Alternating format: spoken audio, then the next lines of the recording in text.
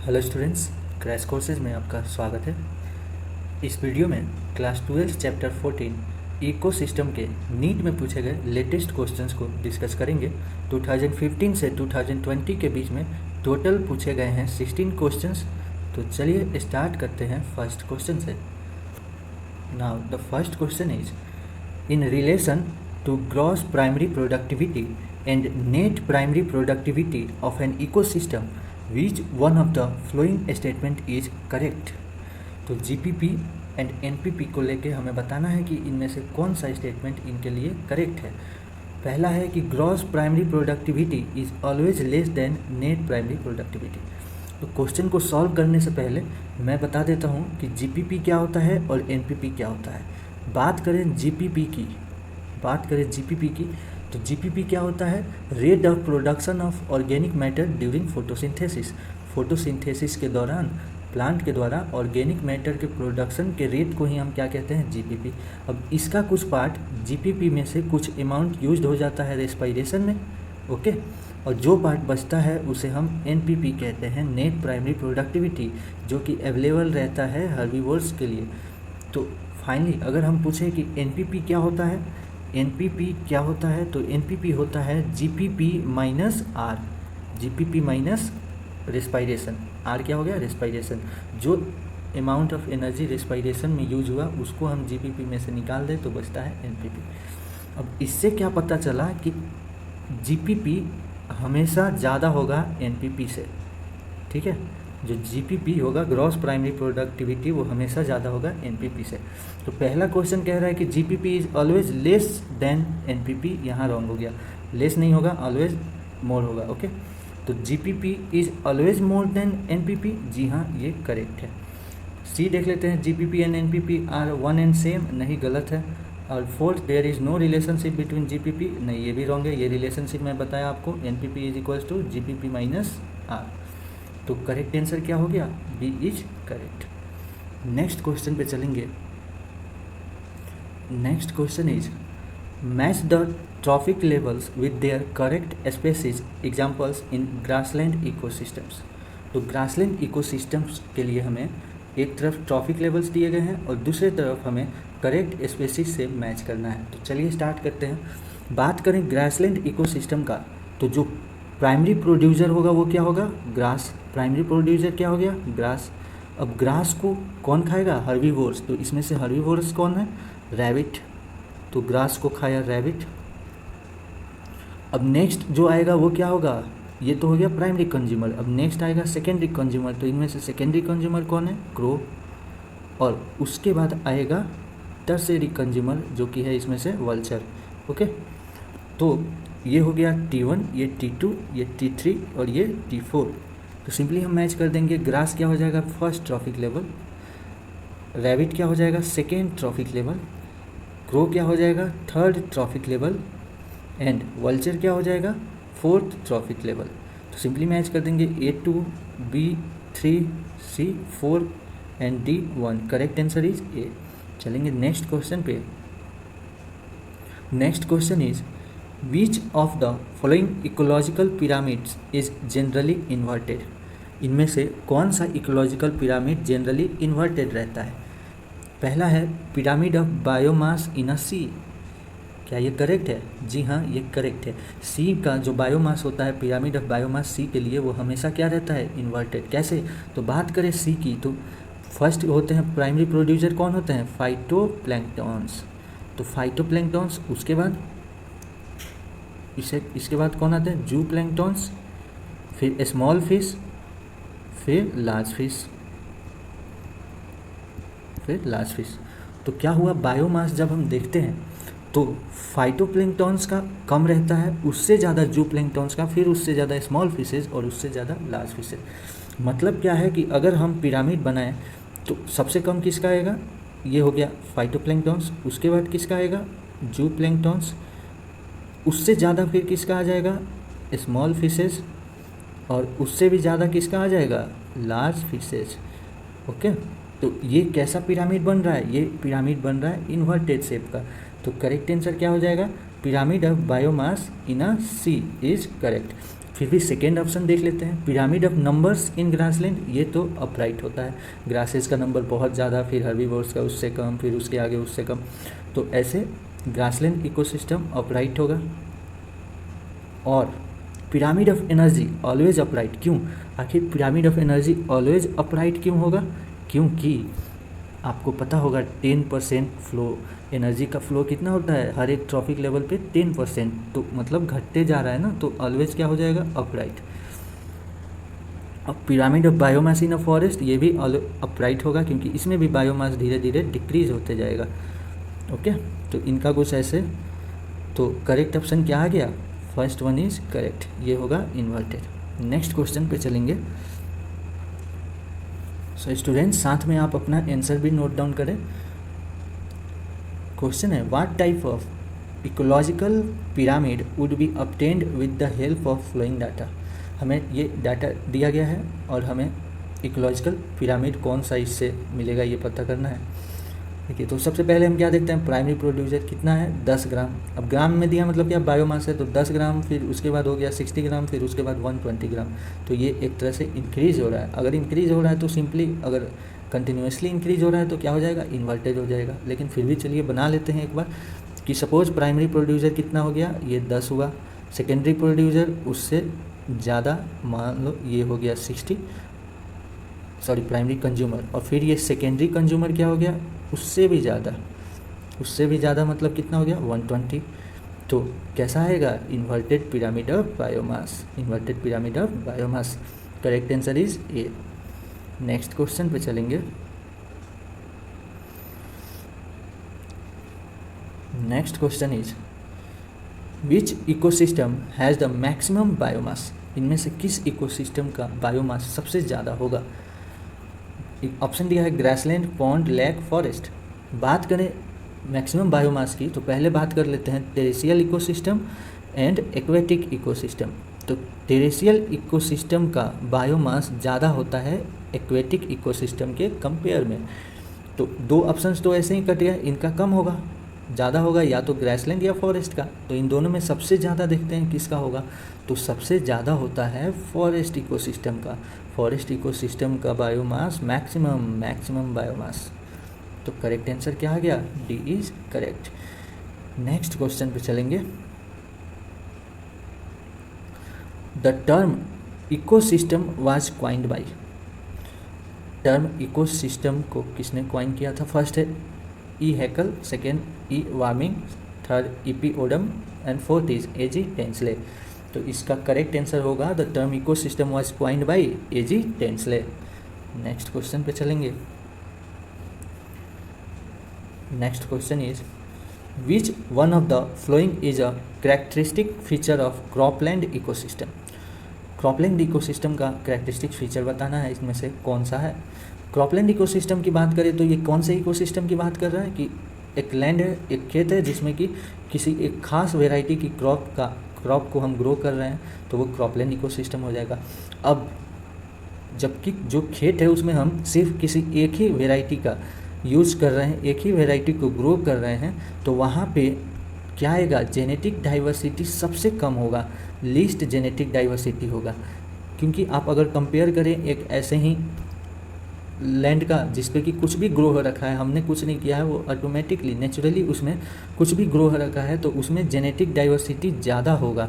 क्यों ज़्यादा होगा? क्योंकि अलग अलग टाइप के उसमें क्रॉप्स, अलग अलग टाइप्स के उसमें प्लांट्स दिखेंगे, जबकि क्रॉपलैंड इकोसिस्टम में सिर्फ एक ही टाइप का क्रॉप दिखेगा, इसलिए इसमें जेनेटिक डाइवर्सिटी क्या होगा?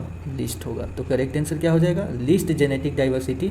ये कैरेक्टरिस्टिक फीचर होता है क्रॉपलैंड इकोसिस्टम का, क्रॉपलैंड इकोसिस्टम का।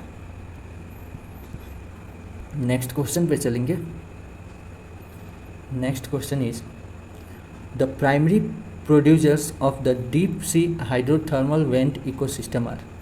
अब deep sea hydrothermal vent ecosystem के प्राइमरी प्रोड्यूसर्स को हमें बताना है, green algae, chemosynthetic bacteria, blue green algae या फिर कोरल रीफ्स। तो बात करें डीप सी हाइड्रोथर्मल वेंट, तो यहाँ तो सनलाइट पहुँच नहीं पाएगा। ओके, तो जब सनलाइट नहीं पहुँच पाएगा तो वहाँ पे प्राइमरी प्रोड्यूसर्स कौन होंगे? Chemosynthetic bacteria. प्राइमरी प्रोड्यूसर्स कौन होंगे वहाँ पे? Chemosynthetic bacteria. ये क्या करते हैं, H2S का ऑक्सीडेशन करके, H2S का ऑक्सीडेशन करने पे जो एनर्जी रिलीज होता है उसी से अपना खाना बनाते हैं। ओके, तो इनमें से कौन सा आंसर करेक्ट होगा, B is correct. Next question पे, which of the following would appear as the pioneer organism on bare rocks. तो लिथोसिरे पे आपको बताना है जो सक्सेशन होता है उसके लिए कि पायनियर ऑर्गेनिज्म कौन होगा बेयर रॉक्स पे, सबसे पहले जो ऑर्गेनिज्म होगा जो जाके वहाँ पे इनहेबिट करेगा वो कौन सा होगा। तो करेक्ट आंसर होगा इसका लाइकेंस। जो सबसे पहला ऑर्गेनिज्म होता है जो बेयर रॉक्स पे जाके ग्रो करता है वो होता है लाइकेंस। और ये जाकर क्या कर देते हैं, एसिड रिलीज करते हैं जो कि रॉक्स को तोड़ता है, रॉक्स के वेदरिंग में काम आता है। और फिर इसके बाद कौन आते हैं, मॉसेज आते हैं, आगे ऐसे फिर सक्सेशन चलते रहता है। तो सबसे पहला या सबसे जो पायनियर ऑर्गेनिज्म है बेयर रॉक्स पे वो कौन सा है, सी लाइकेंस। इसमें भी आपको दो लाइकेंस, एक क्रस्टोस लाइकेन एक फोलियोस लाइकेंस होता है, लेकिन ठीक है। नेक्स्ट क्वेश्चन पे चलेंगे। Next question is vertical distribution of different species occupying different levels in a biotic community is known as। किसी भी बायोटिक कम्युनिटी में क्या होता है, आप देखेंगे कि स्पीसीज़ का वर्टिकल डिस्ट्रीब्यूशन हो रखा है डिफरेंट लेवल पे। इसे हम क्या कहते हैं, जोनेशन, पिरामिड, डाइवर्जेंस या फिर स्ट्रेटिफिकेशन। तो इसका करेक्ट आंसर होगा डी, दैट इज स्ट्रेटिफिकेशन। जैसे कि आप समझ लीजिए कि फॉरेस्ट है तो उसमें क्या होंगे, छोटे छोटे से पहले होंगे ग्रासेस, हर्ब्स, फिर श्रब्स, फिर उससे थोड़े बड़े tree, small tree, large tree. Okay, तो ये आप देख रहे हैं वर्टिकल डिस्ट्रीब्यूशन है डिफरेंट स्पीसीज़ का, तो इसे ही हम क्या कहते हैं, स्ट्रेटिफिकेशन। करेक्ट आंसर हो गया डी। नेक्स्ट क्वेश्चन पे चलेंगे। The mass of living material at a trophic level at a particular time is called. किसी पार्टिकुलर टाइम में किसी ट्रॉफिक लेवल पे जो लिविंग मटेरियल का मास होता है उसे हम क्या कहते हैं, तो उसे हम कहते हैं standing crop.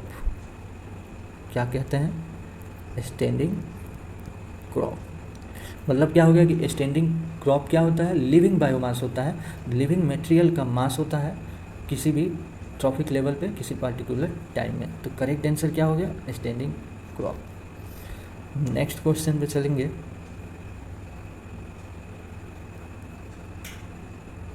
In an ecosystem, the rate of production of organic matter during photosynthesis is termed as।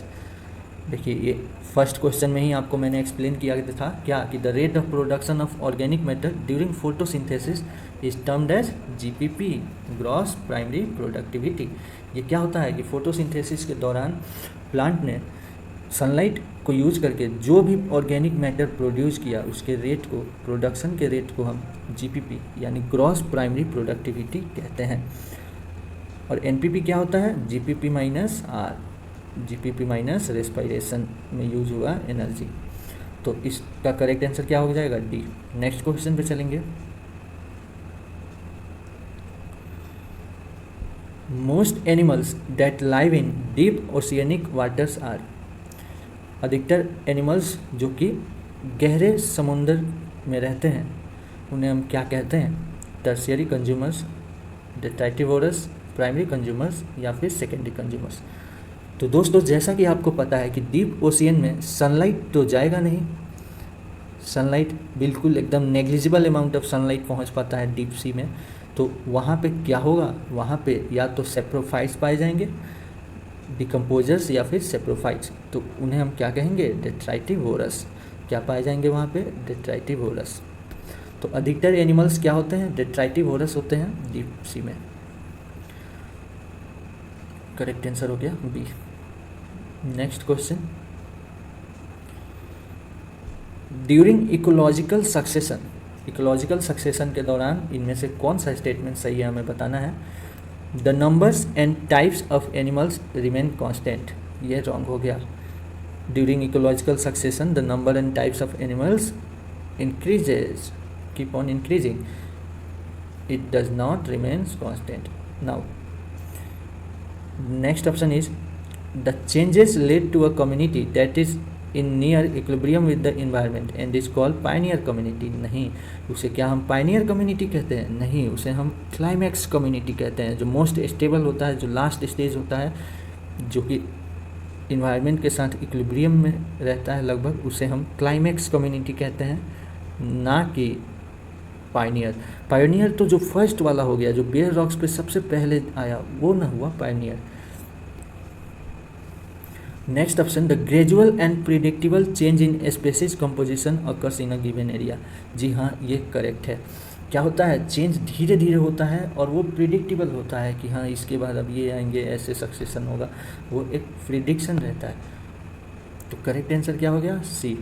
फिर भी लास्ट ऑप्शन पढ़ लेते हैं। The establishment of a new biotic community very fast in its primary phase. नहीं, primary phase में आपको भी पता है कि क्या रहता है, स्लो रहता है, बहुत स्लो चलता है प्रोसेस, फास्ट नहीं होता। फास्ट किस में होगा? सेकेंडरी फेज में। Primary phase suppose bare rocks है, एकदम शुरू से स्टार्ट करना है, स्टार्टिंग से, तो क्या होगा? प्रोसेस धीरे धीरे धीरे धीरे चलेगा। तो करेक्ट आंसर हो गया सी। नेक्स्ट क्वेश्चन पे चलेंगे। Secondary succession takes place on. Secondary succession कहाँ होता है? Newly created pond, newly cool lava, bare rock, degraded forest. जो कुछ भी एकदम नया होगा, जहाँ पे पहले से कोई सक्सेशन नहीं मौजूद होगा, वहाँ पे क्या होगा? Primary succession. तो ये तीनों जगह क्या होंगे? Primary succession, primary succession. जबकि डिग्रेडेड फॉरेस्ट में क्या हुआ कि पहले से तो फॉरेस्ट अवेलेबल था, लेकिन किसी कारणवश वो फॉरेस्ट क्या हो गया? डिग्रेड हो गया, बर्बाद हो गया। तो फिर से वहाँ पे जो सक्सेशन होगा वो सेकेंडरी सक्सेशन कहलाएगा। क्या कहलाएगा? Secondary succession. और ये थोड़ा फास्ट होगा, जबकि प्राइमरी सक्सेशन क्या होता है? स्लो होता है। Primary succession slow, secondary succession fast. Secondary succession fast क्यों होगा? क्योंकि पहले से ही इसको जो मटेरियल अवेलेबल है, लैंड फर्टाइल है, तो जल्दी से सक्सेशन हो जाएगा। तो secondary succession takes place on degraded forest. Next question पे चलेंगे। नेक्स्ट, और ये है last question. In which of the following both pairs have correct combination. इनमें से करेक्ट कम्बिनेशन ढूंढना है हमें। बात करें पहला, तो gaseous nutrient cycle, nitrogen and sulphur, क्या ये करेक्ट है? सल्फर क्या होता है? सल्फर का सेडिमेंट्री न्यूट्रिएंट साइकिल पाया जाता है, ना कि गैसियस। तो फर्स्ट ही करेक्ट हो गया। सेकेंड देखते हैं, gaseous nutrient cycle, sulphur and phosphorus. नहीं, सल्फर एंड फास्फोरस का सेडिमेंट्री होता है, ना कि gaseous. Now third, gaseous nutrient cycle, carbon and nitrogen. जी हाँ, ये करेक्ट है। कार्बन और नाइट्रोजन का क्या पाया जाता है? Gaseous nutrient cycle. और सल्फर और फास्फोरस का सेडिमेंट्री न्यूट्रिएंट साइकिल। तो सल्फर और फास्फोरस क्या हो गया? सेडिमेंट्री। इनका न्यूट्रिएंट साइकिल कैसा होता है? सेडिमेंट्री। तो जी हाँ, सी इज करेक्ट वन। सी क्या है? करेक्ट है। सो स्टूडेंट्स, टोटल थे 16 क्वेश्चंस। अगर आपको ये वीडियो पसंद आया हो तो लाइक करें, शेयर करें, और अभी तक अगर आपने चैनल को सब्सक्राइब नहीं किया है तो सब्सक्राइब कर लें। मिलते हैं नेक्स्ट वीडियो में। Thank you.